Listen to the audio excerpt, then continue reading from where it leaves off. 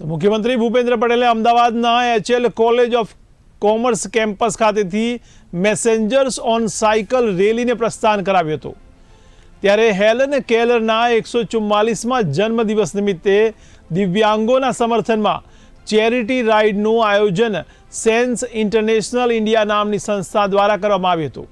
ત્યારે મેસેન્જર્સ ઓન સાયકલનું આયોજન 10મી વખત થયું, જેમાં દિવ્યાંગોનો જુસ્સો વધારવા માટે સાયકલિસ્ટ અને રનર્સ મોટી સંખ્યામાં હોંશે જોડાયા હતા।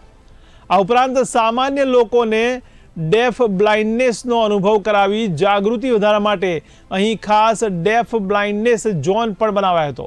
ત્યારે આ રેલીમાં સાયકલિસ્ટ માટે 15 કિલોમીટર અને દોડવીરો માટે 5 કિલોમીટરનો રૂટ નિર્ધારિત કરવામાં આવ્યો હતો। ત્યારે સમગ્ર રૂટ પર પાણી, હાઇડ્રેશન તથા મેડિકલ ટીમની વ્યવસ્થા કરવામાં આવી હતી। ત્યારે આ સમગ્ર કાર્યક્રમનું આયોજન ડીફ બ્લાઇન્ડનેસ માટે આંતરરાષ્ટ્રીય સ્તરે કામ કરતી સંસ્થા સેન્સ ઇન્ટરનેશનલ ઇન્ડિયા દ્વારા કરવામાં આવ્યું। ત્યારે આ અવસરે વિવિધ સંસ્થાઓના સ્વયંસેવકો અને મોટી સંખ્યામાં સ્વાસ્થ્ય પ્રેમી નાગરિકો રેલીમાં સામેલ થયા હતા।